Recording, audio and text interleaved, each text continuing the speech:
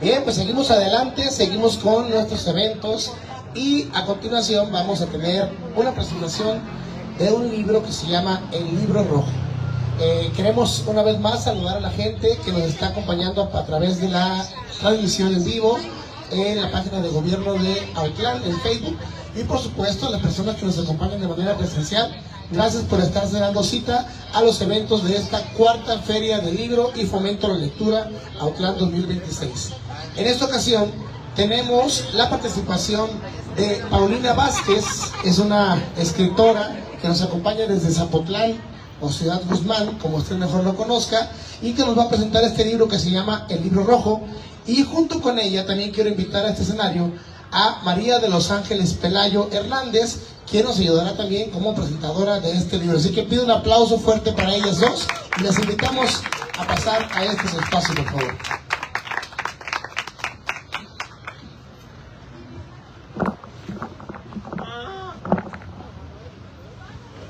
Vamos a estar platicando un poquito con ellas y voy a cederles el uso del micrófono también para que tengan a bien, por favor, decirnos de dónde vienen, presentarse un poquito con el público de Autlán y con la gente que nos ve a través de redes sociales. Sabemos que también ya tuvimos una entrevista en la mañana en Radio UDG, así que bueno, pues esperamos llegar a mucha gente a través de las transmisiones y que sepan que en Autlán estamos presentes con nuestra Feria del Libro. Adelante, por favor.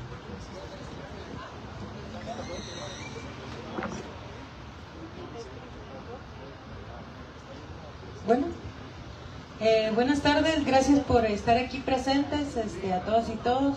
Estoy muy contenta de estar aquí estoy con Ángeles, no conocí a Ángeles, apenas tengo el placer. Pero bueno, gracias por acompañarnos. Pues yo soy escritora, estudié letras hispánicas en Ciudad Guzmán. Escribo cuento, poesía, ensayo, crónica. Pero hoy vengo a presentar este libro que pues es El Libro Rojo, que es un libro que es poesía, la mayoría es poesía, y al final vienen 3 cuentos.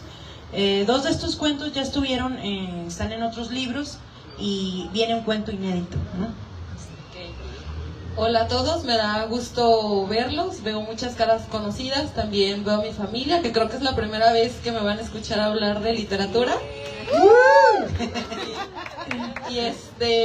Y bueno, yo soy Ángeles Pelayo, soy maestra en educación básica, en secundaria y en media superior, en preparatoria. También estudié letras, somos colegas, yo egresé del CUCH, ahí en Guadalajara. Y bueno, aunque Paulina a mí no me conocía, yo sí conocí a Paulina, la conocí ya en 2023, cuando fuimos a su presentación de Caldera de Alacranes, ahí en la Casa Taller. Y bueno, fuimos Marche y yo, allá a Zapotlán, a escucharte, ¿no? Y para comenzar a hablar de lo que es el Libro Rojo, esta presentación que ahora nos atañe a todos aquí, preparé por ahí unas letras, ¿no? También antes de comenzar quiero decir que en este primer encuentro en la Casa Taller Juan José Arriola, tu personalidad atrevida, cercana, muy carismática y también guerrera, me vinieron a la mente luego que comencé a leer tu obra, ¿no?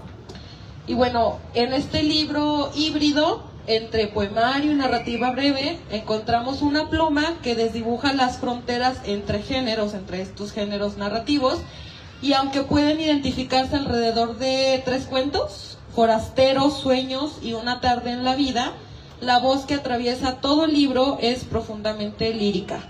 No hay una división rígida entre poema y cuento, ambos comparten una misma intensidad emocional, una estructura fragmentaria y una mirada centrada en la experiencia más que en la anécdota. Uno de los rasgos más característicos de su estilo es la fragmentación. Paulina escribe desde lo quebrado, frases que parecen recortes de pensamiento, imágenes que se enlazan por asociación y no por lógica narrativa, y una construcción cercana al flujo de conciencia. En textos como Sueños, Esto se vuelve especialmente evidente, la narración adquiere una cualidad onírica donde el cuerpo, el miedo y la memoria se mezclan hasta volverse indistinguibles. La autora no busca contar una historia de forma tradicional, sino sumergir al lector en una sensación. Y en este libro no vamos a ver como esa narrativa tan tradicional como lo narran los escritores tradicionales, ¿no? Yo recuerdo mucho estar leyendo el cuento y de repente, ¡pum!, me aparece una palabra, caca de paloma. Y yo así como de, o sea, rompe, ¿no? Rompe totalmente como con esta tradición, y es muy particular de Plumas con la personalidad de Paulina, ¿no? El cuerpo es uno de los ejes centrales de su escritura. Aparece como territorio vulnerable, atravesado por la violencia, pero también como espacio donde se inscriben la memoria y la identidad. En Sueños, el cuerpo es invadido, fragmentado, casi ajeno. En Forasteros, es un cuerpo que resiste el desgaste del trabajo, la migración y la maternidad. En Una tarde en la vida, el cuerpo se vuelve cotidiano y concreto. Hija, que se pensaría que no existe una madre que daña a sus hijos o que les pasa traumas o problemas o que los marca de forma muy distinguible a través de la crianza, ¿no? Y en esta propuesta sí es así. No tenemos un papá, ¿no? La figura paterna, que son los que por estadística suelen hacer este tipo de marcajes en los hijos. Aquí es la mamá. Eso es algo que me gustó mucho. A esto se suma un elemento que atraviesa tanto los poemas como los relatos. Esta relación madre-hija que ya comentaba, y esta parece marcada por una mezcla de cuidado, dureza y herencia emocional. La figura materna no es romántica ni es idealizada. Es una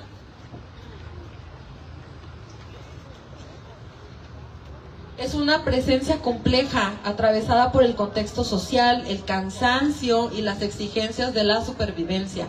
A la vez, la hija observa, recuerda y reconstruye esa figura desde la intimidad, generando una tensión entre amor, distancia y memoria.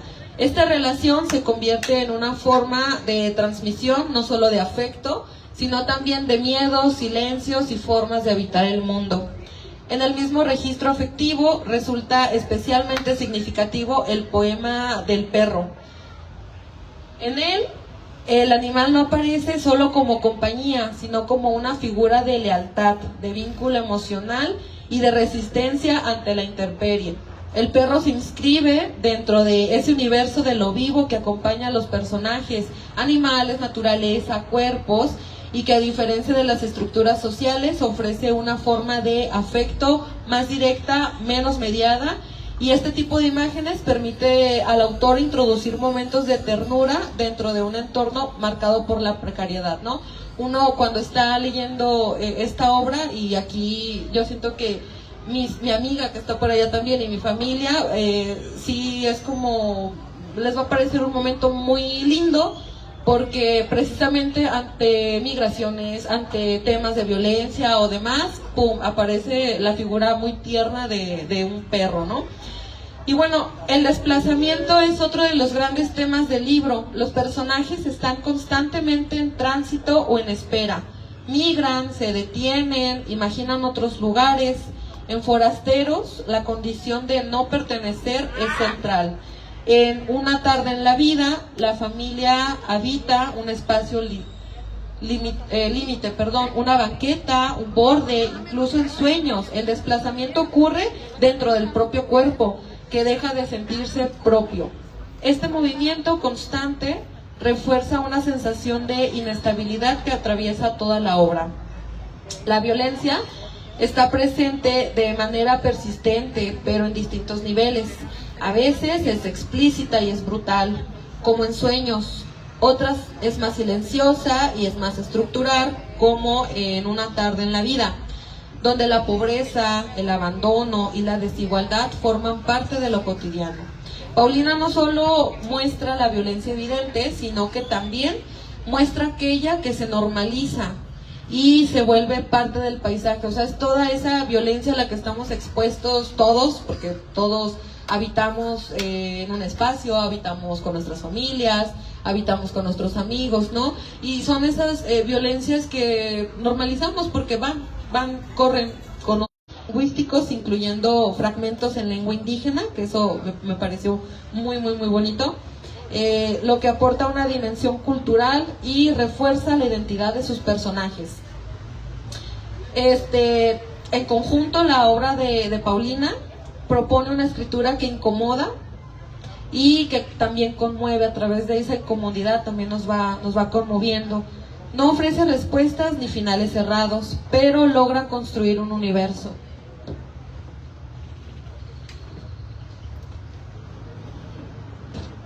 En este universo habita también la precariedad, habita la violencia y el desarraigo coexisten con la ternura, con el vínculo y con la memoria.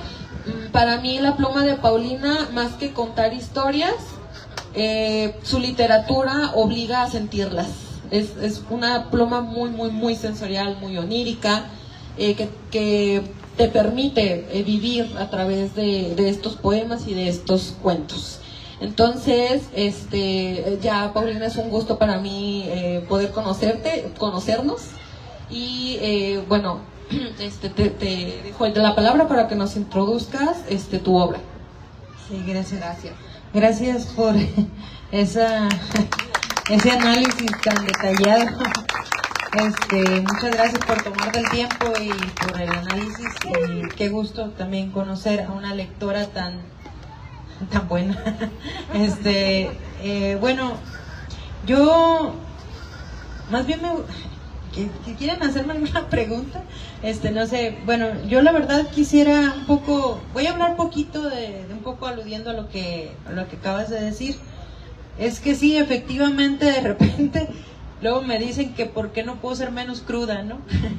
Y sí, quizás sí puedo ser menos cruda, pero bueno, en este proceso que yo estaba haciendo en la mañana me preguntaban que por qué se llama Libro Rojo, ¿no? Y les comentaba que se refiere a una trilogía que estoy haciendo, que es Libro Rojo, luego sigue el Libro Blanco y luego terminamos con Libro Negro. Imagínense que si el Libro Rojo está pesado, el Libro Negro cómo va a estar, ¿verdad? Pero bueno, yo lo que traté de plasmar y que bueno, es constante, ya lo decías tú, en Caldera de Alacranes, en Sangre Fantasma, que son otros libros que tengo, y en otros cuentos que tengo por ahí sueltos, o poemas, es lo que hierve la sangre, ¿no?, al ser humano en una sociedad. Yo sé que hay sociedades más acomodadas o con más, no sé, con comodidades, que prenden un clima y todo cambia y el zancudo no entra y todo, ¿no? Pero realmente esa es una población muy pequeña en el mundo, ¿no? Realmente somos más las personas que nos cuesta la vida, el día a día, y algo otros más, ¿no? Pienso en los jornaleros, pienso en los indígenas, pienso en la gente que cruza la frontera, los migrantes, la gente que trabaja en el servicio, pues limpiando casas, cultivando, ¿no?, caña, todo esto. Y aún así yo siento que a mí me explotan en mi trabajo, ¿no? O sea, aún así me siento una persona explotada, y aún así en los trabajos, incluso en las universidades y todo, le explotan. O sea, somos muchas en las escuelas, ¿no? Las personas que día a día luchamos por lo poco o mucho que tenemos, ¿no? Entonces, desde ese punto de vista, el hervir la sangre significa el vivirla, ¿no? Y el esforzarse por no enchocarse, ¿no? Porque también en esta sociedad es muy fácil irnos por otro lado, ¿no? Bueno, aparentemente fácil. Y sin embargo, no, seguimos chambeando de manera... Mi mamá era costurera, y entonces yo veía que ella pasaba horas cosiendo, ¿no? Hasta sus ojos, ¿no?, su vista se le cansaba y iba quedándose ciega poco a poco por este oficio que ella tenía. Y entonces yo vuelco todos estos recuerdos de todas estas personas. ¿Qué la qué? Y los llevo a un libro como libro. Y esas incógnitas y esas cosas bonitas y esas cosas que a veces son muy, muy impuestas, que no me dicen a mí mucho, pues digo yo, a ver cómo le doy la vuelta a eso, ¿no? Pero cómo retomo todo este esfuerzo de sobrevivir y de hervir la sangre, de gotear día a día, no sé, el esfuerzo de cada persona. Es imposible ponerlo en un libro, solamente en un libro. Hay muchos libros que hablan también sobre esto.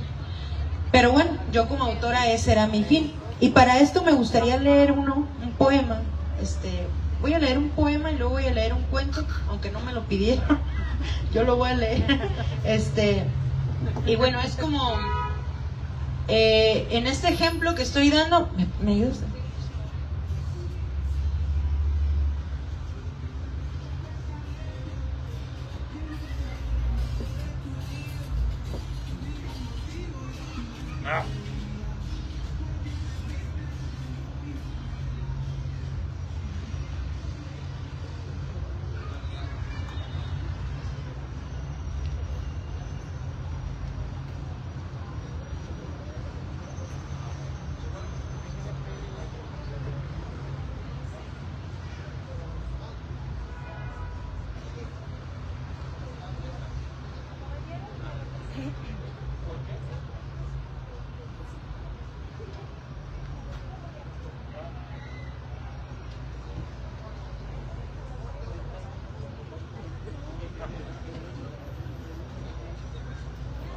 Perdón por la tardanza.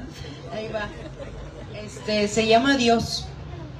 Y bueno, Dios, en mi concepción de Dios, es esta idea, ¿no? A Dios lo tenemos desde hace mucho aquí, encima del pecho, debajo de las lágrimas. Vino con las flores y las espinas de los huizaches, nunca se fue. Dios es una canción que florece cuando mi madre se moja la barriga lavando cerros de ropa, con niños pendidos en cada dedo. Dios florece en la sardina y en la sopa, en el pipián de la tía Pancha. Ese es Dios, digo yo, aunque me den de coscorrones, aunque quieran despuntar la lengua con tijeras oxidadas. Pero yo sé que Dios está aquí desde que mi abuela besó el sexo con ternura de miel, con ansiedad de recién nacida. Yo sé que Dios existe en los ojos de los perros familiares que se beben el caldo de res con un poco de tuétano y luego suspiran con la panza inflada. Dios vive en el tuétano de los huesos.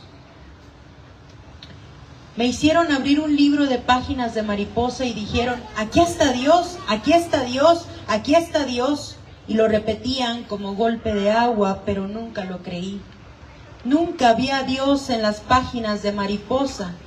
Vi a Dios en la espalda erguida de mi madre, dándole escobazos al destino, ahuyentando la derrota cotidiana. Vi a Dios en el ojo izquierdo de ella, que a cada hora se hacía más pequeño, con cada prenda que surcía, con cada bastilla que terminaba. Vi a Dios en las manos negras de mi padre, negras como la vida cuando el lodo embarra la sangre. Vi a Dios cuando de las profundidades de la tierra sacaba los frutos que preservarían a sus vástagos. Veo a Dios en Marcelo, mi perro, cuando aúlla con el ruido de las ambulancias y reímos con la boca abierta del universo. Dios existe, solo instantáneamente y quizá para siempre.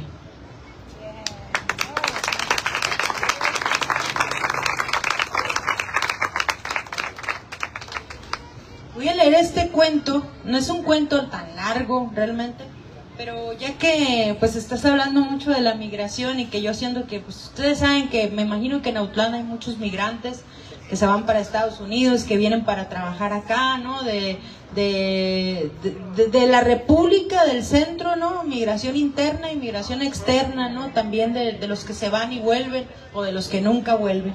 Y eso está dedicado a toda esta gente que migra, ¿no? Pues yo también soy migrante porque ya no vivo en el estado donde nací, perdón, y pues también soy una migrante, ¿no? Forasteros, para Josephine. ¿Te acuerdas, Alonso, cuando me llevaste una flor tan roja que yo pensé que nunca se secaría? Jugamos a los amigos más de 3 años y terminamos siéndolo. Nos casamos sin fiesta, un registro civil con la bandera de las barras y las estrellas, una birria y un departamento compartido con uno de mis hermanos. Sí, Alonso, nos casamos y éramos indocumentados. Pensábamos en la vida bonita, pero la primera vez que dormimos juntos, tu rodilla flaca me lastimó. Desde entonces no estuve segura si quería pasar la vida con un hombre de rodillas huesudas. Me embaracé. Nació nuestro primer hijo. Mi padre falleció y tuve que ir a México. Luego regresar, pasar el monte con miedo. Volví con más tristeza de la que traía cuando me conociste. Más huérfana que nunca. A los 14 murió mi madre y a los 30 mi padre. Tal vez fue eso, Alonso. Tú tenías madre y padre, aún los tienes. Tal vez fue eso lo que te hizo inocente y a mí triste. Los pañales y la leche se acabaron, el trabajo mejor no llegaba, no dormía, a veces aún me pasa. Las piedras que nos aplastaron han sido de gran tamaño. El bebé se hizo niño.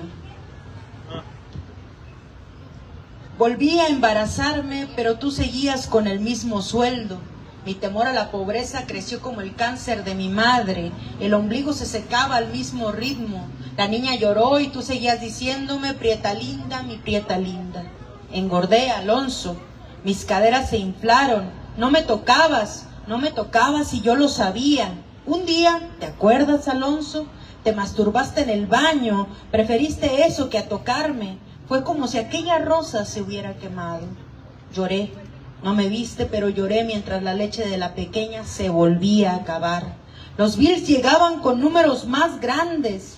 Salí como loca del departamento a tocar puertas. Me armé de valor y sin hablar inglés pedí trabajo en un asilo. Work, work, work. A limpiar culos de viejitos, a lavar sábanas y vómito, a olvidarme de mí y de la bebé. Dentro de mi carne había una pequeña yo que se alimentaba de la tristeza. No te la presenté, porque ella era mi secreto, porque si de ella dependiera yo hubiera soltado los hilos de la cordura. A esa pequeña le gusta el blues y el café a solas, el ardor y la oscuridad. Siempre he luchado contra ella, o ella ha luchado contra mí. No me fui. Tragué la brea con mucha agua para poder pasarla. The money is all. La migra no nos dejaba en paz, ¿te acuerdas? ¿Te acuerdas de tanto? Del tiempo que se transforma en sombras de vapor, de mis 2 turnos, de cuando perdiste el trabajo y con mi sueldo alcanzaba, de la casa que compré. ¿Recuerdas que ya no dormía contigo porque tenía 2 trabajos, que cuando llegaba tú te ibas y viceversa?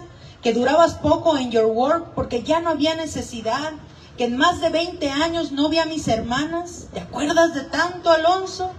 Llené la casa de cosas, los armarios de los niños, tu closet, mi closet, zapatos y más zapatos, fiestas y desperdicio. Pagué gimnasio y horas de baile, destrozaba las últimas gotas de energía en esculpir mi cuerpo. Mi pequeña yo seguía sumergiéndose. Fuiste un hijo más, un hijo que pide y recibe. Seguiste con tu sonrisa inocente, pero tal vez tu pequeño yo, que no supe descifrar que también existía, lloró. Lloró de tristeza y desamparo, de soledad, aulló por mi ausencia y obsesiones. Probaste el pánico, te juzgué cobarde. Perdón, Alonso, por no saber de tu miedo, caímos bajo. Te pedí que te fueras, que me dejaras sola, me quedé vacía. Podía regresar a México, dejar el sueño americano. Había exprimido como a una naranja al gabacho, pero ¿qué crees? Tenía 50 años y cuando me miré al espejo estaba peor que la naranja del gabacho.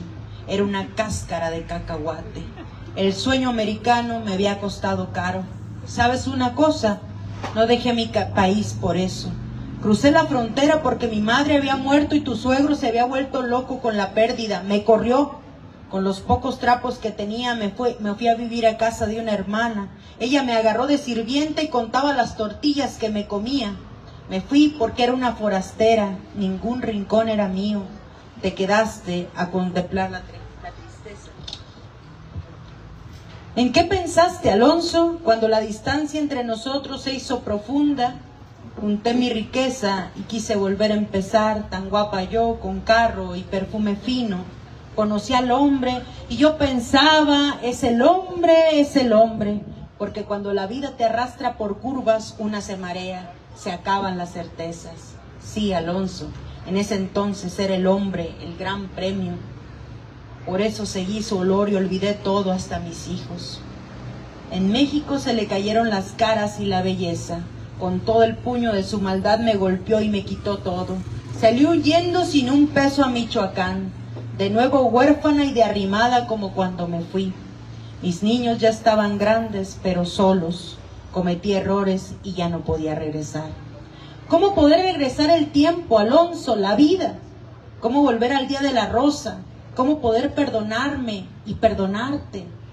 Me encogí como una viejecilla, varada en pesadillas, viendo las gallinas de los corrales, escuchando a las moscas zumbar en México, esperando los papeles, esperando regresar. Tú volviste a verme y dijiste perdonar y perdonarte, pero ya no soy tu prieta linda. Tu inocencia se secó. Mi pequeña yo está aquí, plantada sobre mí, arrastrándome. Y así fue la vida, Alonso, ¿te acuerdas? Así es nuestra vida.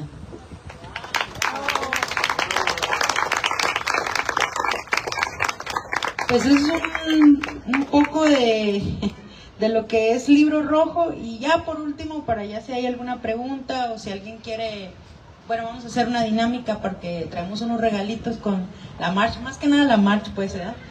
Ya ven que le gusta regalar libros. Voy a leer por último este poema que se llama Buró de Crédito. Y bueno, precisamente porque la gente piensa, bueno, yo creo que ya no somos tan inocentes, ¿verdad? Como antes. Antes se decía que el amor era suficiente, que no se trataba de dinero, una sociedad, etcétera, etcétera. Y así nos han lavado el coco durante muchos siglos, ¿no? Cuando el dinero pues realmente sí tiene mucho peso en una sociedad, ¿no? No que sea lo más valioso, pero sí tiene mucho peso, ¿no? Y el dinero da poder, y el poder a muchas personas, o a pocas personas, más bien a la minoría en la sociedad, hace que transgreda, ¿no? Muchas cosas. Y entonces yo he encontrado una forma de pensar y de ser un poco sinvergüenza, ¿no? Porque creo que también para sobrevivir en esta vida tienes que ser un poco sinvergüenza, ¿no? Y para vivir pleno, ¿no? Para no creértelas todas, ¿no? No creerte todo lo que te dicen, ni que es malo ciertas cosas, ¿no? Entonces yo un día estaba en el funeral de uno de mis primos que falleció por enfermedad, pero falleció muy, muy joven, ¿no? Entonces yo estaba y debía a él mucho dinero, ¿no? Y toda la familia pues era la comidilla de la familia, ¿no? Que se pasaba de lanza, que comía, que pues debía en Coppel, debía en Electra, debía en todos lados debía, ¿no? Y justo cuando lo estábamos enterrando, que yo lo quería muchísimo, él me quería muchísimo, dije, ¿y dónde están las deudas, no? O sea, ¿qué pasó con todo eso? Entonces yo escribí este poema y se llama precisamente Buró de Crédito, ¿no? Ahí va. No es solo que se revienta el barzón y la yunta sigue andando, y los hombres gritan maldiciendo la piedad empresarial, mientras las firmas escriben con sudor y sangre. Los granos se convierten en tumores porque las deudas inflan los sanos hasta convertirlos en mangueras que los debilitan, arrojándolos a pasillos fríos de hospitales donde también hay que pagar un precio. Los hombres se rascan la cabeza como si trajeran piojos mientras se vence otra letra, pero también se cansa la mano izquierda, se cansa y se vence. No solo a los hombres se les endurece el alma como piedras en los riñones, en intereses de créditos a corto y largo plazo, porque mi madre sacó un estéreo en Electra. ¡Qué nombre tan grande para una tienda tan pobre! Pero te contaba lo de mi madre. Mientras el estéreo hacía lo suyo, la renta también hacía lo suyo y no alcanzaba. El abono crecía y crecía al son del abonero uniformado de documentos con puntos y cláusulas. No tengo, dijo ella con la lengua de campesina. No me alcanza, dijo en el idioma del derrotado. Y ellos pensaron que negaba a Dios porque fueron más de 3 veces. Fue así como las uvas de la ira reventaron, y muy pero muy pronto le quitaron los tramos de tierra a mi padre, pero yo no sé si eran los mismos u otros. La verdad es, dijo mi primo Chucho, tomándole a la caguama, que debo un chingo y sigo vivo. La verdad es que cuando enterramos a mi primo Sina, debía más que Chucho. Y estaba en buró de crédito. Aún así, le lloramos igual, ¿no? Y todo esto para decir también que, por ejemplo, yo sé que a lo mejor es un tema medio chistosón el de buró de crédito, pero si lo llevamos a un plano, pues ya, digo, social, he conocido personas que se han suicidado, o sea, por una deuda, ¿no? Por deber algo, ¿no? Por la pena que sienten de ver algo, ¿no? Y yo digo, ¿cuántas empresas no nos deben incluso vidas, ¿no? O sea, nos deben vidas, nos deben calidad de vida, ¿no? Calidad de aire, o sea, tantas cosas. Y entonces por eso pienso yo que a veces tenemos que ser un poco sinvergüenzas, ¿no? O sea, porque pues también para sobrevivir necesitamos eso, ¿no? Y también necesitamos pues sentir, ¿no? Sentir la vida. Y bueno, por eso es la intención de este libro. Y pues muchas gracias por escucharme, muchas gracias por la presentación que me hiciste. Y bueno, pues no sé si quiere agregar algo, alguien más, o quieren hacer alguna pregunta también. ¿Sí? Claro. Vamos a ver si ya se cargó el otro micrófono mientras te dejo esto. Con todo lo crudo que cuentas, primero buenas noches, perdón. ¿Tienes algún ritual que te inspire antes de escribir? ¿Y cuáles son?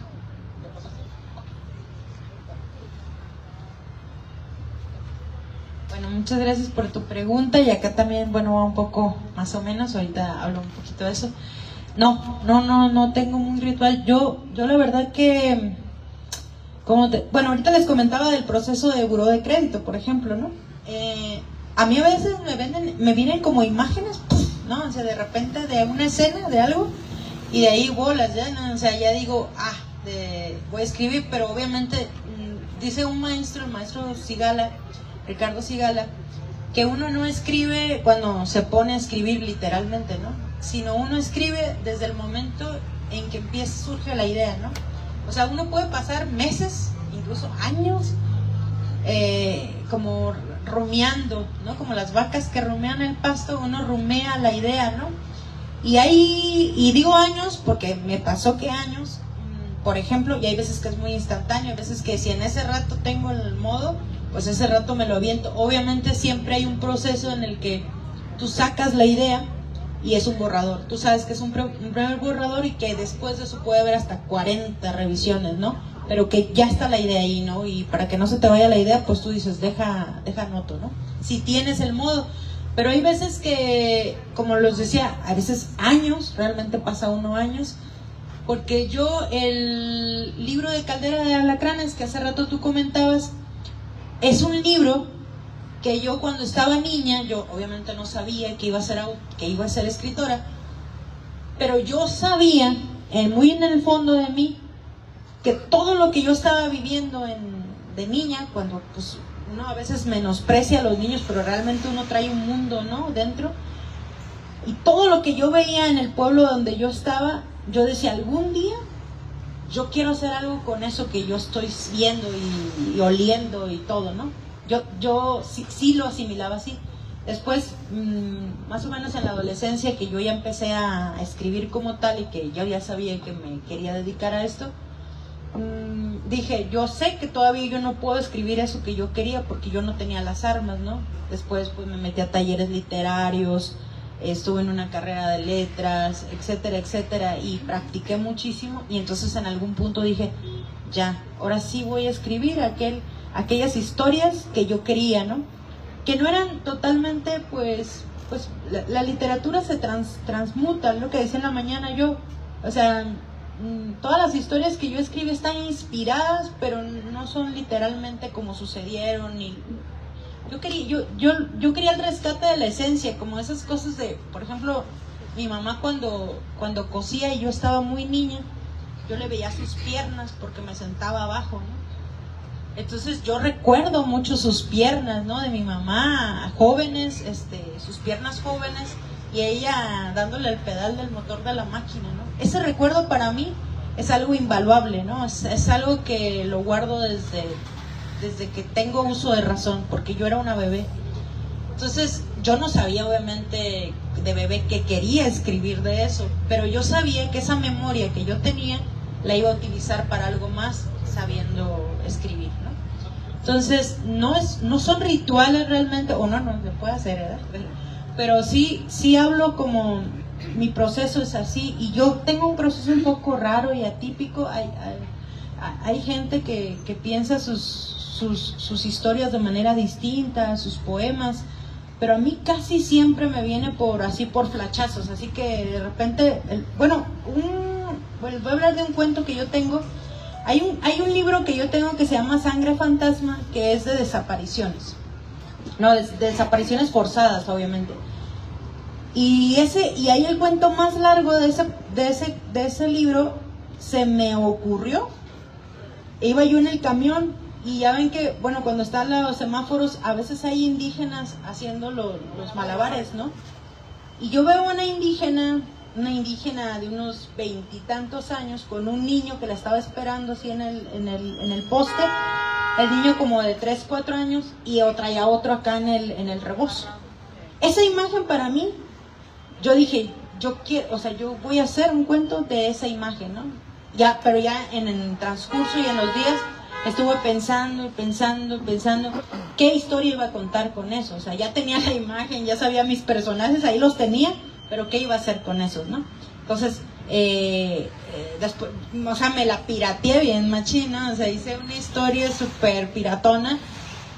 A grandes rasgos hice la historia de esta indígena que termina loca porque justo el niño más grande, como tiene mucha sed, en algún momento en que ella se va a trabajar, a darle a las pelotas, deja a su bebé con su hermanito y alguien malintencionado le ofrece intercambio una coca por su hermano, ¿no?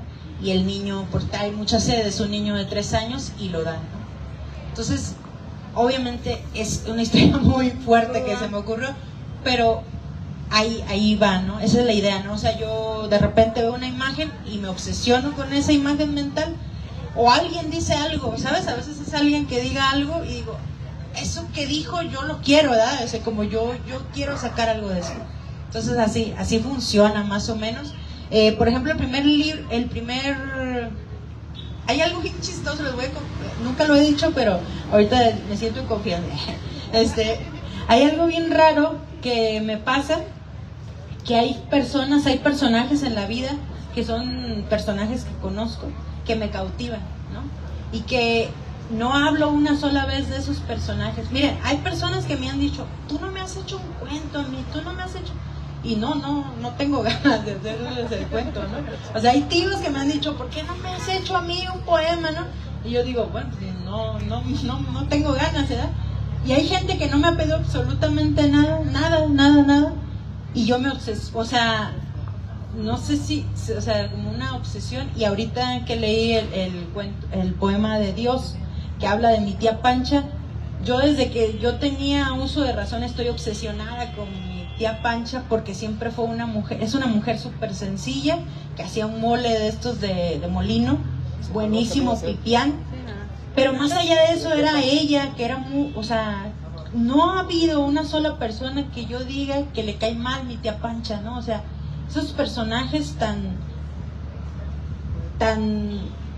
importantes en la vida de muchas personas desde la infancia, ¿no? Porque dice mi papá que cuando eres niño nada se te olvida, ¿no? Si se portan bien contigo, nunca se te va a olvidar. Si se portan mal contigo, también nunca se te va a olvidar, ¿no? Por eso dice, trata bien a los niños, ¿no? Porque pues, se va a vivir toda la vida con eso. Entonces mi tía Pancha siempre fue súper buena onda, ¿no? Yo no recuerdo a alguien que diga, mi tía Pancha me hizo esto, ¿no? O sea, todos la adoramos, ¿no? Y es la persona más sencilla del mundo. Entonces, a mí su persona me obsesiona y la meto en cuanto, o sea, en cualquier texto, ¿no? Así funciona más o menos para mí la literatura, cautivar esas cosas o esas personas que vale la pena, ¿no? A veces es negativo, pero también vale la pena decirlo, ¿no? Más o menos. Sobre el proceso creativo del libro va más o menos así. Bueno, este libro, como lo pueden ver, que se no está tan planchado, pero bueno, quiero decirles que como ustedes pueden ver, ese está muy bonito. Y ese está bonito, pero atípico, ¿no? Bueno, lo hice yo, literal, yo lo cosí todo porque fuera como muy, muy rápido, y ya lo hizo mi sobrino que ya trabaja con nosotros y todo, pues ya se ve la diferencia, pues, ¿no? Eso fue pues que me urgía, ¿no? Hacer unos libros. Este libro es un libro artesanal, literalmente. Ya se cayó el libro. Literal. Es artesanal. Es un libro artesanal, está cosido a mano, la portada, y vienen numerados. Este es el segundo 200 que traemos del libro. Este es el mío, es el 7, ya van como 50 vendidos más o menos. La primera edición no venía con collage, ahora el editor Edgardo Aguilar, que es el señor Huizache, que es el nombre del editorial artesanal, pues ya le puso collage, ya viene con collage. Lo que pasa es que con el producto artesanal, pues primero pues va a haber detallitos o detallotes, ¿verdad? Pero es parte, ¿no? de lo que significa la artesanía del libro, ¿no? Y del proceso. ¿Por qué publicar en una editorial artesanal? Bueno, en primera, este libro fue el primero que yo pensé que yo podía como mostrar, porque a mí me habían invitado a un festival a Francia, ¿no? Y yo no tenía libro, yo no tenía libro para leer en Francia, y me habían traducido unos poemas, me traducieron el de la Morisqueta, que no sé si ahorita lo leo, el de la Morisqueta. Me habían traducido ese y otro, ¿no? Entonces, pero yo no tenía libros que llevar, ¿no? Aunque lo regalaron, pero no tenía. Entonces, junto con el editor, que también es mi amigo, pues dijo, ¿sabes qué? Vamos a hacerlo en artesanal, y tengo unos cartones, lo hacemos en tela, el diseño pues quedó muy bonito, y yo te lo maqueto, pues la maquetación es toda la forma, ¿no? El contenido y todo. En ese momento fue como más sencillo, les digo, ya esta segunda edición pues ya viene como con collage. Y entonces, por esto salió, este fue el pretexto de hacer el libro rojo, y de repente a mí, todos mis libros me gustan y estoy orgullosa de ellos, pero bueno, ahora es una muestra de mi trabajo. Salió en 2023, yo lo presenté en Niza, en Francia, en 2023, en un festival de poesía. Pues es un poco ecológico, porque bueno, esto es, los cartones nosotros los recolectamos y eso, y pues es un libro especial también en ese sentido, ¿no? Porque pues es artesanal. Y ya, ¿no? Básicamente eso sería el proceso del libro, ¿no? No sé si alguien quiere decir algo más. ¿Ah? Esdras, ¿cómo vamos de tiempo para Esdras? ¿De tiempo para una pregunta más y la dinámica? ¿Sí? Bien. Buenas noches. Felicidades. He leído algunos en otro libro que se llama Cuando la sangre nos une, algo así. La sangre que nos une. La sangre que nos une. ¿Qué género disfruta más? ¿El cuento, el ensayo, la poesía? ¿Cuál le significa más o cuál disfruta más? ¿Qué género?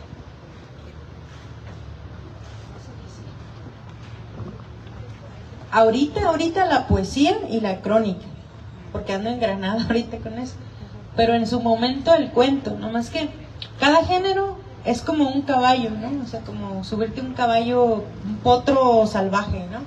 O sea, te da tus arrastradas, te tumba y así, y no lo dominas, ¿no? O no tienes esa conexión todavía, ¿no? Entonces pasan años, a veces años, literal. Yo tardé 10 años en sentirme conectada con el cuento, porque no lo dominaba y se me caían los cuentos, la historia se caía, porque así funciona, ¿no? Pero le tomé mucho cariño una vez que tuve esa, o sea, obviamente me obsesionaba, ¿no? Poderlo dominar, ¿no? Como el caballo. Pero ahorita yo siempre escribí poesía, desde que empecé a escribí poesía, pero no me gustaba, y ahora lo que estoy haciendo me gusta más y no siento el peso que me causaba el cuento. Por ejemplo, el cuento, ahorita ya no, pero en aquel entonces el cuento me causaba como una joroba, como un peso, ¿no? Ya no. Entonces creo que ahora disfruto mucho escribir poesía en este momento de mi vida, ahorita, y la crónica también, pero creo que más la poesía ahorita. Muchas gracias. Bueno, sí, pero es que se vicia y entonces empieza a hacerle... Okay. Bueno, tenemos una dinámica para todas y todos. Hay obsequio, la autora regala uno de los ejemplares del libro rojo, y de parte de la organización de la presentación traemos Orgullo y Prejuicio en edición especial. Lo quiere ella, ya le echó el ojo desde que lo vio. Orgullo, Prejuicio, y traemos de poesía, a propósito de que es ahorita el género que más acuña la autora, El silencio del gato, de Alberto Ruiz Sánchez. Y bueno, la dinámica es la siguiente: 3 valientes que nos compartan su experiencia sobre eso de lo cotidiano, de los tíos, de los primos, y alguna anécdota que nos quieran compartir a propósito de lo que inspira los textos de Paulina Velázquez. A ver, ahí hay uno que seguro quiere el libro rojo o el Orgullo y Prejuicio. Ahí está otro y acá está otra. Muy bien, iniciamos con Emilio, luego Rosy y después Yolanda. ¿Sí? Ok. Ya querían otro. Esta es una historia. Esta es una historia que me contó mi mamá, que es como de las historias prohibidas de la familia. Entonces, a lo mejor si lo ve me va a matar mi familia porque lo cuento. Pero bueno, nos contaba que había un tío, bueno, que todavía sigue vivo, que es muy borracho y que era muy borracho en su tiempo, y que pues tenía a su esposa y tenía a sus hijos, pero que se trataban bien feo. Y lo que pasó en cierto momento de la vida de su esposa y de él, que fue como lo definitivo en la familia y en todos, es que un día la esposa iba con su hermano en una camioneta, el niño ahí en la cantina, pues llegó a la casa y se puso a golpear a la esposa. Pero a golpearla, a patearla, a darle con todo. Y aparte, como iba borracho, pues estaba la emoción intensificada de que le habían dicho que pues habían visto a su morra sentada en las piernas de otro vato. Y nada más por el chisme que se hizo de eso. Pero estuvo tan fuerte ese episodio de la esposa, que me contaba que estaba aquí la casa de la casa familiar, y luego estaba la casa de la mamá del señor, mi bisabuela, y que la esposa se arrastró, salió de su casa, se arrastró y fue a la casa de mi bisabuela y se encerró en un cuarto hasta que el señor se calmara, porque si no la iba a matar. Ya estamos con el tiempo encima, pero vamos a... Sí, ya se nos hizo noche, ¿verdad? Mucho gusto, Paulina. Yo soy tía de Ángeles. Felicidades. Fíjate que la narrativa justamente del libro rojo es así como que muy fácil de digerir, ¿no? Estaba escuchando primero cuando hizo la introducción Ángeles, que habla de una mujer, habla mucho de la mujer. Me identifiqué, dije yo soy padre y madre. Segundo, que habla de los animales, y me identifiqué porque en mi casa hay 10 perros y un gato y nadie se pelea. Entonces, igual, hablabas ahorita que de la tía, que todo el mundo la quiere, y yo digo, no, esa no soy yo, ¿verdad? Pero En sí, lo que quiero decir es de que, por ejemplo, en casa de mi familia, todos, obviamente, como en todas las familias, todos somos completamente diferentes, pero todos llenos de un solo cariño, que cuando hay un problema con uno, con otro, todos estamos así, todos unidos completamente, y que si una necesita apoyo, todos estamos sobre ella. Decía mi hija, la más grande, en alguna ocasión, mi familia no me gusta tanto, porque cuando uno está mal, todo el mundo está llorando encima de él, ¿no? Pero justamente eso es el amor familiar, la unión familiar, el amor fraterno. Y veo que estás muy inclinada justamente a eso. Las historias personales que se te hicieron tan vividas, se te grabaron tanto en tu corazón y en tu mente, que ahora las estás plasmando. Hablabas que decía que por qué el tío, el primo o el sobrino, ¿por qué no escribes de mí? Pues porque no quiero, ¿verdad? Porque no tengo ganas y algún día me nacerá. ¡Qué bonito! Muchísimas gracias. Disfruté mucho todo lo que estuvieron leyendo, todo lo que estuvieron narrando. Y sí es cierto, la introducción que te hizo Ángeles, qué bonita, porque nos hizo sentirte y conocerte un poquito más. Muchísimas gracias. Pues felicidades a los dos. Y bueno, yo voy a platicar algo muy crudo que sucedió en la vida real. Es un amigo, no voy a dar nombres, pero hablando justamente del buró de crédito, tú decías que se suicidaba la gente, pero también mata. Una persona, un vecino de mi amigo, debía 15,000 pesos y no tenía manera de pagar. La manera que se le ocurrió para pagar es secuestrar al hijo de mi amigo.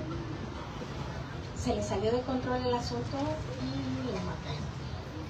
Entonces, sí es muy crudo, pero creo que se tiene que dar a conocer. Digo, no voy a dar nombres ni nada, y esto ocurrió ya hace tiempo, y en un lugar cercano de aquí, que también vale la pena que se tome en cuenta. Gracias. Pues, entras adelante para cerrar el evento. No está Muchísimas gracias por su atención. Un aplauso para Paulina y Ángeles, que nos hicieron esta gran experiencia. Y adelante, maestra. Bien, pues no nos resta nada más que agradecer una vez más, y quiero invitar a nuestra regidora Miriam Luján para que nos acompañe, y también a la maestra Marcela Ríos, para que nos acompañe. Marcela García Rojas, perdón, ya le cambié el apellido, para que nos acompañen y entreguen este reconocimiento para estas dos participantes en esta feria del libro. Y bueno, pues le cedo el uso del micrófono a nuestra regidora para que también nos comparta un mensaje. Buenas noches a todos, muchísimas gracias por acompañarnos el día de hoy a esta gran presentación. Agradecer a la escritora excelente. Todo lo que nos compartiste es parte de la vida cotidiana, como lo mencionaste al inicio, del 90% de la población. Y más que nada, los temas muy digeribles y muy sensibles sobre lo que se vive diario. Vamos a dar lectura al siguiente reconocimiento, que a la letra dice así.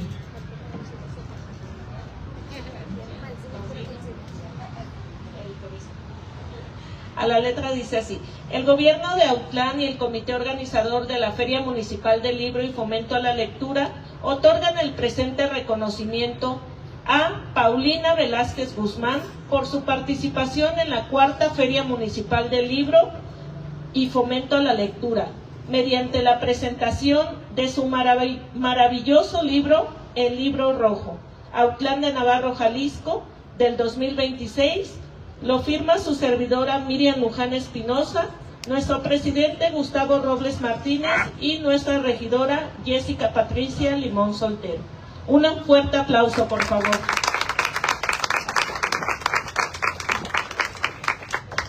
Y del mismo modo, a la letra, que ya lo dijo la regidora, el reconocimiento, María de los Ángeles Pelayo Hernández, por su participación en esta gran presentación. Gracias, maestra Ángeles.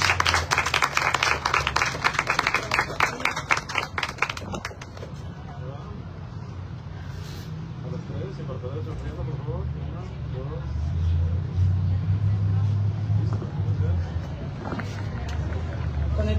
¿Sí? Vámonos.